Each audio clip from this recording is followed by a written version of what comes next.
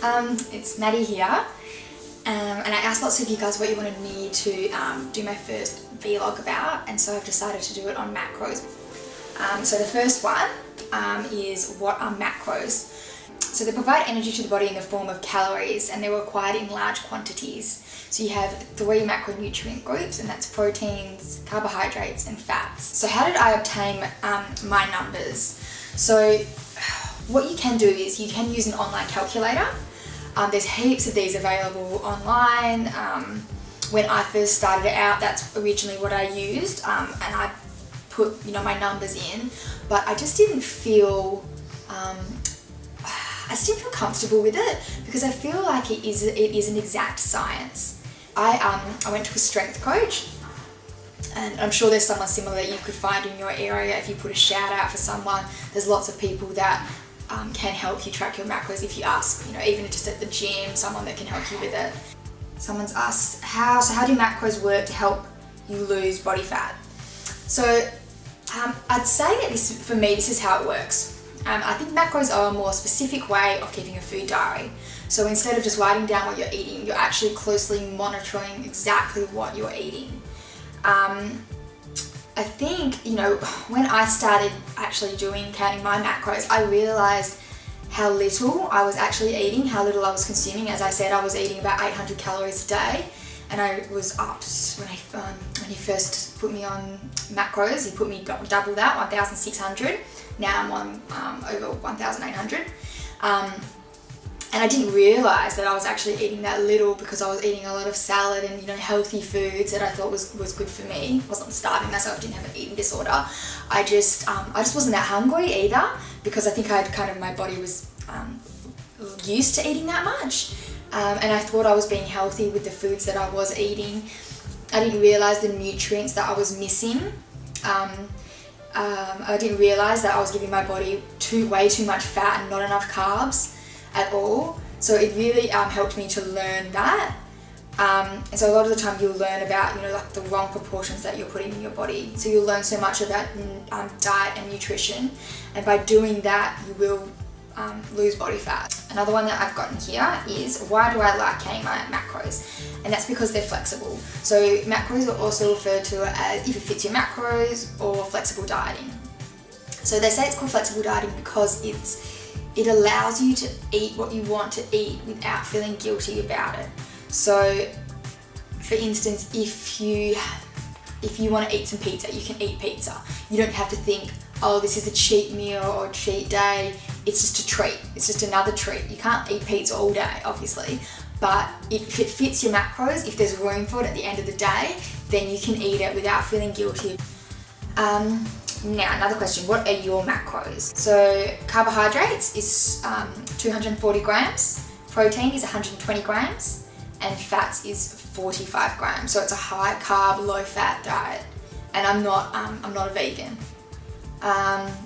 So percentage wise, that's 52% carbs, 26% protein and 22% fat, and that works out to be 1,845 calories a day. I also track my fibre and sugar intake, because you can't just eat like 5 bags of gummy bears a day and say that's part of your carbs, because then your sugars will go over. So my sugar is 74 grams and my fibre is 25 grams. Okay, so what else? Asked, is it a pain weighing everything? I think at the start it takes a lot of adjusting to, maybe like 1 to 2 weeks. And then you start to get better at it. I'm still not at the stage where I can weigh something, where I can look at a piece of steak and say, oh, that's 120 grams of steak, which means it's this. I'm still not at that point yet, but I have general, I can hit it generally, so I can have good estimations for that. What do I use to track my macros? I use MyFitnessPal, which is a really, really great app. You can use it for free. I think I pay a little bit per month, so I get a few extra features and remove the ads. But it's great. It's really, really good. So you can search for things in MyFitnessPal and enter them in, or I suggest this is the best way to go, is to scan barcodes in. So if you scan the barcode in, you know exactly what you're having. You're not just getting some guesstimation of somebody else, because anyone can enter things into MyFitnessPal. Another thing you can do in here that's pretty cool is you can import recipes using URLs, which is really great. How do I hit my macros? Do I plan everything, or do I eat food as I go according to my needs? So look, at the start I found it really difficult because I had no idea what food was made up of. Basically, I didn't know that there was protein in cheese. You know, I just had no idea about nutrition.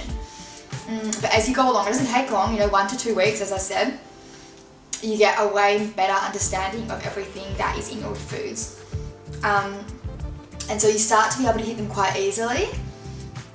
So I like to either meal prep on Sundays, which makes it a lot easier for me because I can weigh everything at that time, and I know exactly kind of the foods that I'm weighing, and I have the general rule that I'm sticking to, which is high carb, low fat, and I put some protein in there as well. So for example, I always know that I want to be eating some good carbohydrates, so like some sweet potatoes, a little bit of meat, like chicken, and then maybe have a little bit of fat in there. So I might use like a little bit of olive oil, or and I'll have some veggies and that kind of thing.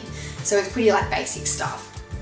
I have 45 grams of fat a day, so I don't want to be having a meal that has a lot of fat in it, because then it'll ruin my whole day. I won't be able to eat much fat for the whole of the day, which is, it turns out a lot of food has little bits and pieces and it can add up. So I'll try and make my meals to make sure that there's only, say, like under 10 grams of fat in each meal. Or if I'm planning on having like going out for dinner that night, then I'll be more strict on the fats that I have during the day. So for breakfast, I won't put in peanut butter in my smoothie. I won't put butter on my toast. I'll make sure I don't put olive oil. I don't cook anything in olive oil, so I save all my reserves of fat. Should you track your macros? So a lot of people want to know that. Look, if you're just starting out and you're just hitting the gym, you've just started working out, I say do not do it, because you'll just be overwhelmed. It's too much to do. As I said, I only started doing mine after 8 months of working out. It would have been too overwhelming. I kind of wish I had started a little bit just earlier, because I should have been eating more food. But I think if I had started tracking them and working out at the same time when I was starting this whole new routine, it would have just been too much for me, and something I just would have given up and maybe never gone back to macros again, or decided to give up on the whole thing altogether. So I think only do it if you're feeling confident about it, if you're wanting to learn a bit more about nutrition, if you feel like you'd like to see better results, if you feel like you're not eating enough food, you don't know enough about what you're eating, then I think it's definitely a great place to start. Yeah, so I think that's it. So I hope you guys enjoyed it, and hopefully I will see you here next week.